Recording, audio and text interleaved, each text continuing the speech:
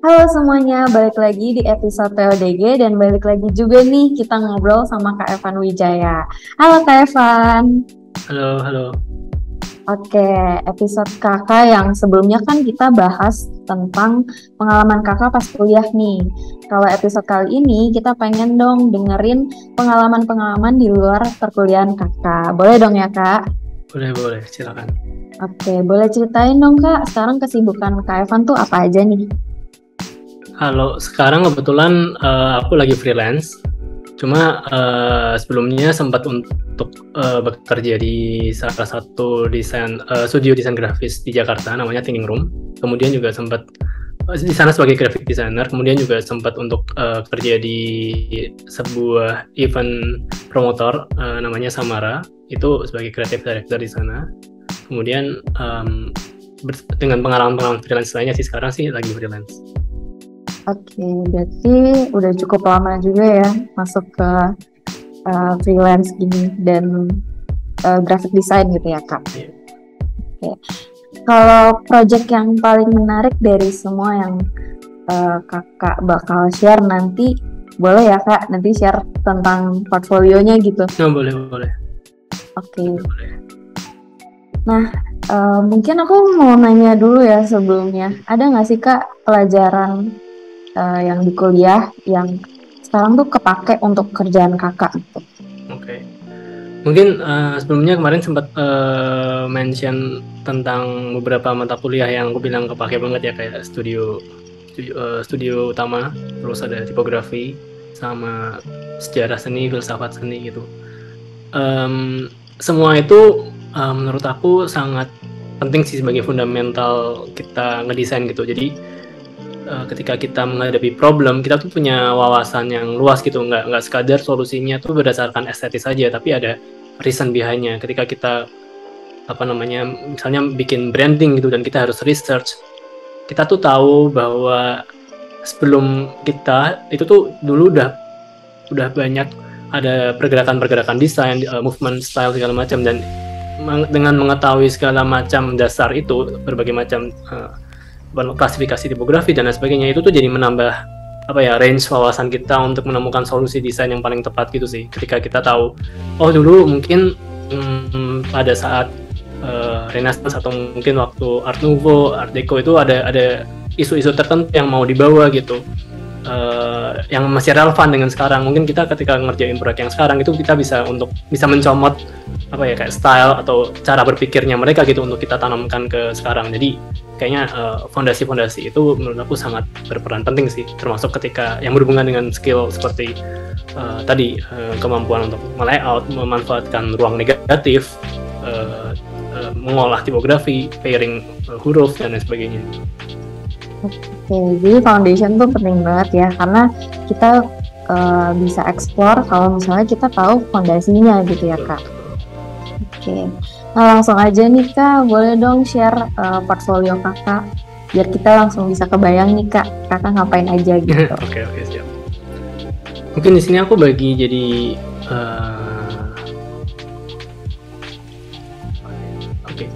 tiga kali. Yang pertama tuh mungkin lebih kerjaan yang waktu itu aku sempat kerjain ketika ada di Thinking Room sih.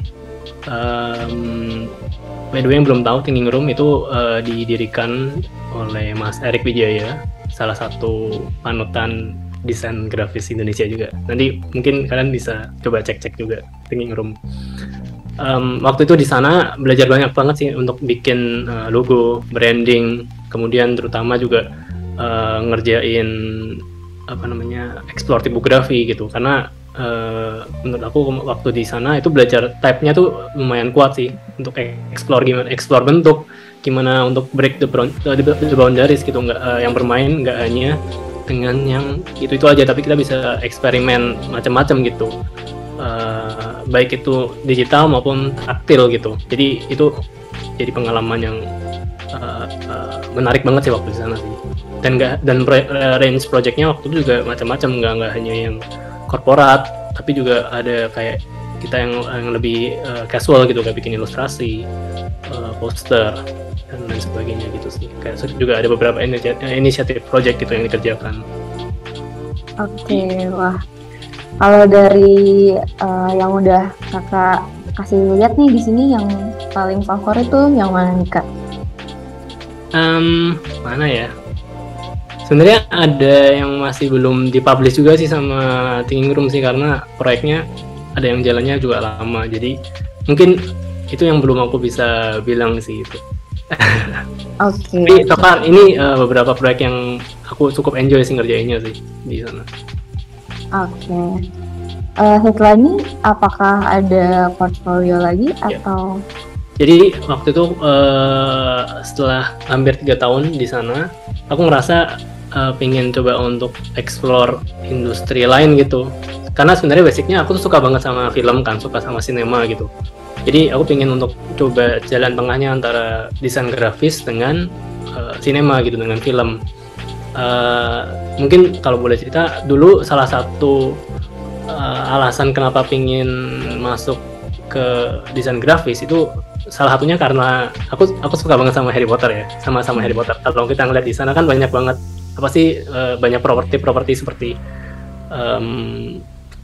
surat, koran, peta dan sebagainya kan. Terus kayak gara-gara ngeliat itu jadi tertarik gitu kayak untuk ngolah visual, untuk ngolah bentuk yang asik gitu, makanya dipingin masuk ke grafis gitu. Dan kemudian juga setelah masuk grafis, waktu itu sempat terpapar sama karya-karyanya Wes Anderson seperti Grand Budapest Hotel dan lain sebagainya gitu. Di sana juga kelihatan banget kan gimana caranya mereka tuh menggunakan properti grafis, mengolah tipografi untuk memajukan jalan cerita gitu. Jadi aku coba ingin untuk explore ke bidang itu sih. Makanya setelah dari Thinking Room aku coba untuk masuk ke industri film ini gitu. Jadi di sini juga lumayan banyak yang aku kerjain sih selama 2-3 tahun belakangan ini gitu. Ada beberapa yang mereka butuhnya tuh hanya logo, kayak misalnya ini nih, kemarin sempat ngerjain logo Petualangan Sherina 2. Kalau kita lihat dari yang awal kan dulu waktu tahun 2000 Petualangan Sherina keluar kan masih anak-anak kan, sedangkan sekarang tuh udah lebih dewasa gitu. Jadi kayak untuk secara bentuk, secara form itu juga harus lebih mature, lebih matang lagi, udah nggak anak-anak lagi gitu dari sebelumnya.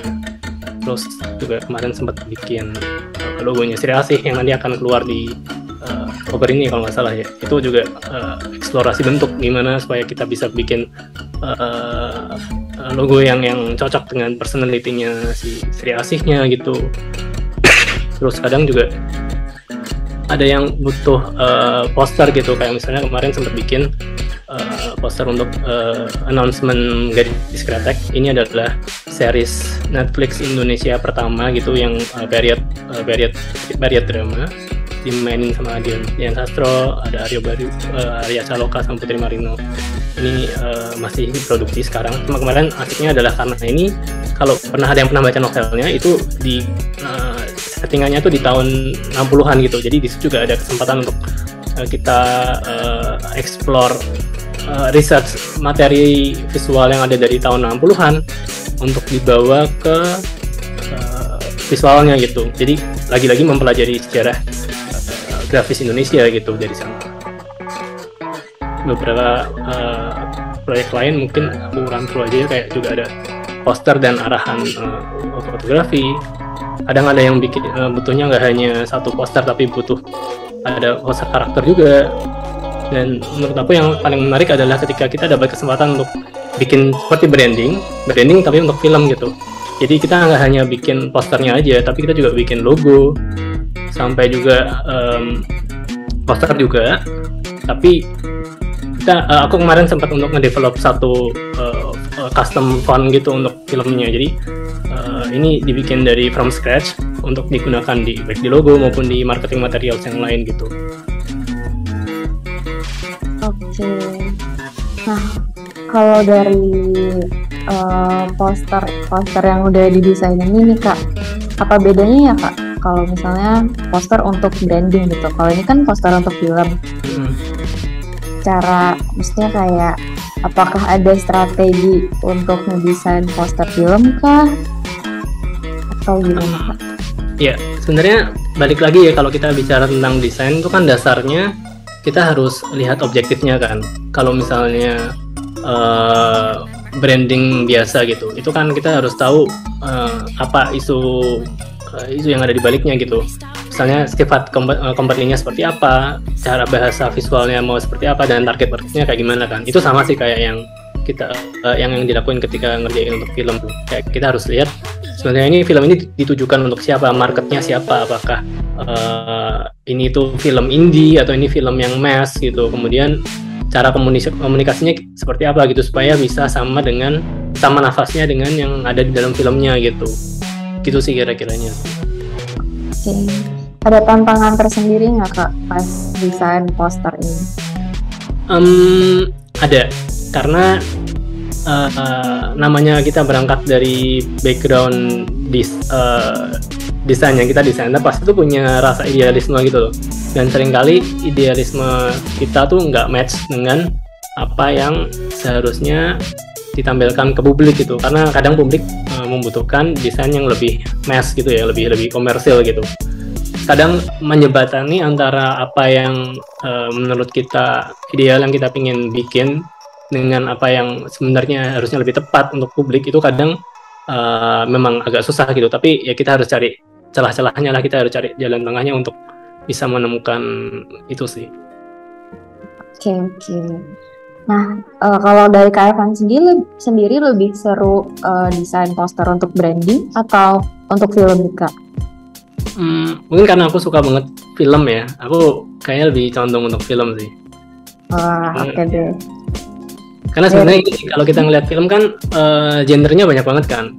Kadang ada horor, kadang ada drama, science fiction segala macam kan. Jadi di situ ruang bermainnya juga bisa macam-macam gitu, bisa bermain banyak banget sih.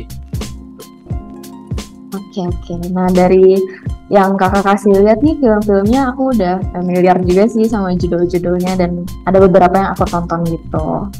Oh iya. Iya. Makasih loh. Ini mungkin kayak ini juga dikit kayak kemarin. Tadi kan aku sempat mention ingin bikin props kan. Kemarin juga akhirnya kesampaian juga tuh bikin properti grafis untuk beberapa film, kayak misalnya di Seperti Dendam, Rindu Harus Dibayar Tuntas, itu punya Palari. Sekarang ada di Netflix kalau mau nonton. Itu juga kemarin sempat bikin beberapa propertinya gitu yang dipakai untuk di filmnya gitu, kayak misalnya packaging, kemudian kayak poster, terus koran, sampai lukisan di belakang truk kan ada tulisan gitu kan. Itu juga asik sih, kayak akhirnya kan kapan lagi kita bisa bermain-main dengan visual yang seperti yang vernakular seperti ini gitu kan jarang banget kesempatannya. Jadi itu menurutku jadi salah satu kesukaan tersendiri sih. Kemudian juga kalau pernah nonton Ali dan Ratu-Ratu Queen, itu juga aku sempat bikin beberapa properti-propertinya gitu, dan juga ada di Netflix. Oke, wah berarti ini juga explore di propertinya juga ya Kak, nggak cuma poster doang gitu. Kadang ada yang screen based juga. Nah, kayaknya nih Kak Evan enjoy banget ya bikin project filmnya. Apakah ini jadi project favorit Kakak? So far iya sih, kayak banyak banget pengalaman yang didapat sih dari ngerjain beberapa proyek ini sih. Karena jadi kerasanya kayak main-main gitu loh, nggak kayak kerja. Iya. Kalau suka sih berarti nggak kerasa ya Kak? Tuh. Oke, nah kalau dari musik video tuh gimana Kak? Kan ada aspek sinemnya juga nih, atau pernah juga terlibat dalam musik videonya atau gimana Kak? Kalau musik video jujur aku belum pernah terlibat malah. Jadi mungkin itu malah dari teman-teman yang sinem itu malah mereka lebih tahu sih, karena waktu itu kalau nggak salah di sinem kan mereka ada tugas bikin musik video kan kalau waktu angkatanku dulu ya. Aku sih nggak ada banget sih. Oke. Selanjutnya portfolio yang part 3 ya Kak berarti? Oh iya, ini paling untuk kasih lihat range freelance project yang aku kerjain sekarang sih. Again, ini sifatnya mungkin lebih kayak komersil ya, karena lagi-lagi kebanyakan tuh ngerjain yang basicnya adalah branding gitu, logo, branding, kemudian misalnya kayak kemarin yang sekarang lagi jalan sih ini Jakarta Film Week, itu film festival yang dilaksanakan sama Pemprov Jakarta, itu nanti akan dilaksanakan Oktober ini. Kemarin bikin brandingnya sampai ke sistem visualnya, jadi keseluruhan sampai ke yang aplikasinya ke sosial media dan lain sebagainya, itu cukup menyenangkan. Kemudian juga sempat bikin pattern, kalau tahu Sejauh Mata Memandang, aku sempat bantuin Mbak Citra Suyakto untuk ngedevelop beberapa patternnya ini sih. Arahannya dari dia. Kemudian nanti juga setelah selesai bikin asset patternnya, dia akan kayak ngolah stylingnya gitu sih untuk diaplikasiin ke fashion. Tapi jadi pengalaman yang seru juga gitu untuk bikin desain yang diaplikasiin ke material yang bukan kertas atau digital gitu. Ini ke kain, kayak kemarin ini juga sempat bikin buku ceritanya. Kalau yang atas tuh versi kain, jadi dirajut, dikasih sentuhan taktil gitu. Kalau yang bawah itu kertas sih, tapi pakai finishing yang dimainin juga gitu. Sampai terus lagi ya, packaging juga. Mungkin yang paling terakhir ini yang paling aku puas recently itu ngerjain ini sih, Grafis Nusantara. Ini sebenarnya Zin. Jadi temanku Rahmat Jaka, dia tuh punya koleksi label yang banyak banget kan, label-label kuno Indonesia gitu. Terus kemarin dia ngajak aku untuk bikin zin gitu, jadi aku yang ngedesain, tapi punyanya koleksinya dia gitu. Ini zinnya, ini covernya itu dari stiker, bisa dilepas individually. Terus ketika kita buka foldernya tadi, itu ada zin, terus ada postcard, ada poster dan lain sebagainya gitu sih. Ini juga seru karena again bisa belajar sejarah yang lama, tapi dicoba untuk dibungkus dengan cara yang baru gitu. Oke, wah menarik sih ini. Banyak warnanya memikat mata gitu Kak.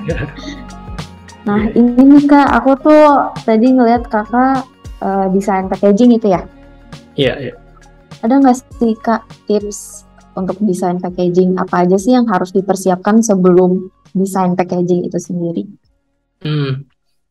Sebenarnya packaging itu sangat menarik karena kita nggak mendesain secara dua dimensional kan. Kita harus ngelihat packaging itu sebagai produk yang bisa dilihat dari segala macam sisi gitu, yang three dimensional. Jadi kita perlu tahu gimana produk itu digunakan, gimana produk itu harus nantinya akan tampil di mana gitu. Apakah itu hanya produk yang dijual lewat online, ataukah itu yang akan dijual secara mass gitu, misalnya kayak ditaruh di rak segala macam. Dan ketika kita udah tahu misalnya itu ditaruh di rak, kita harus tahu kompetitornya seperti apa gitu untuk bisa differentiate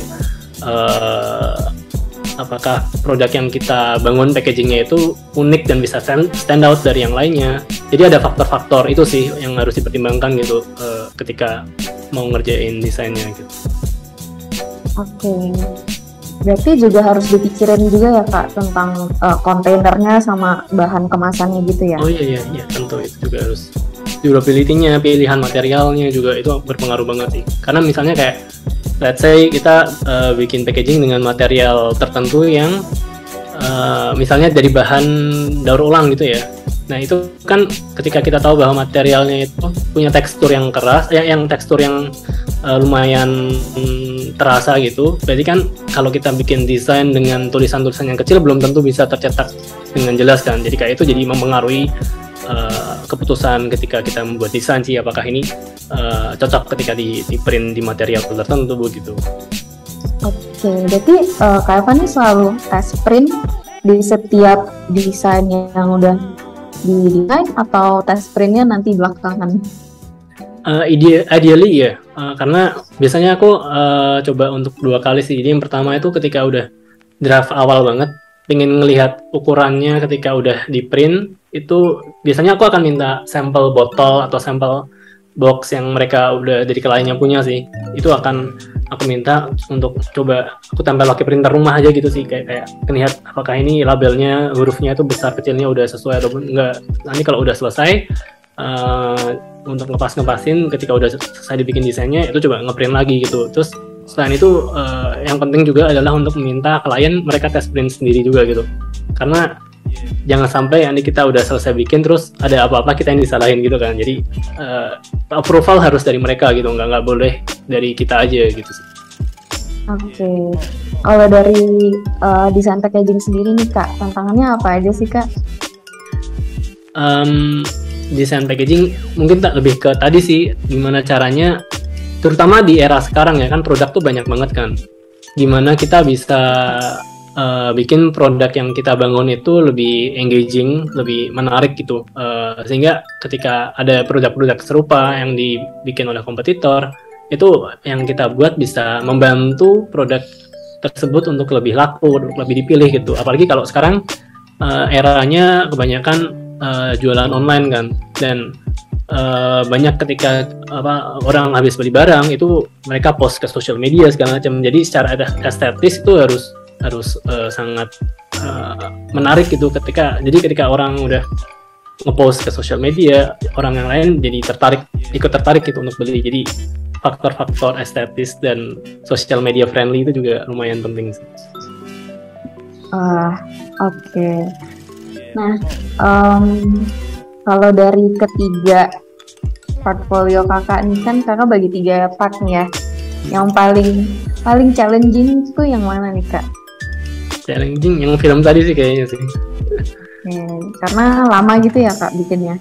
Lama dan stakes-nya tinggi, karena ketika kita ngerjain proyek film, kita perlu sadar bahwa nggak hanya kita yang terlibat sebagai desainer, tapi ada produser, ada sutradara, dan di baliknya itu tuh ada orang-orang yang menginvestasikan uang yang mungkin nggak tahu berapa puluh M gitu untuk bikin satu film gitu.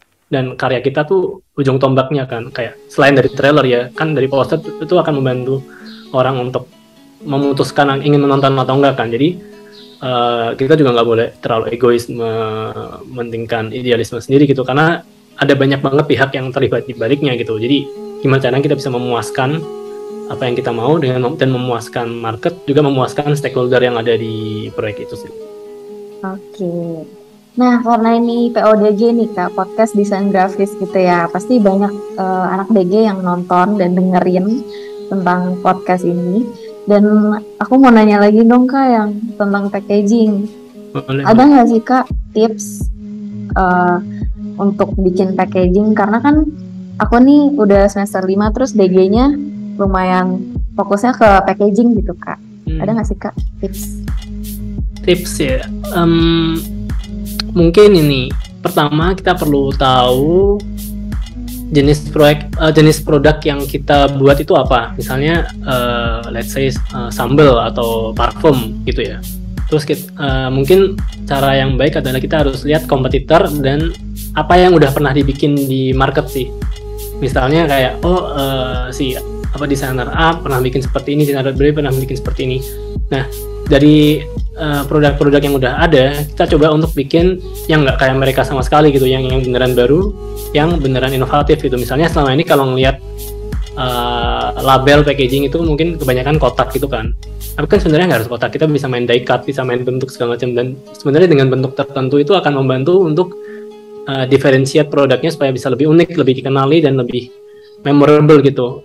Jadi kayak memainkan elemen bentuk, warna, eksekusi itu jadi salah satu cara untuk bangun produknya supaya bisa jadi lebih engaging gitu sih.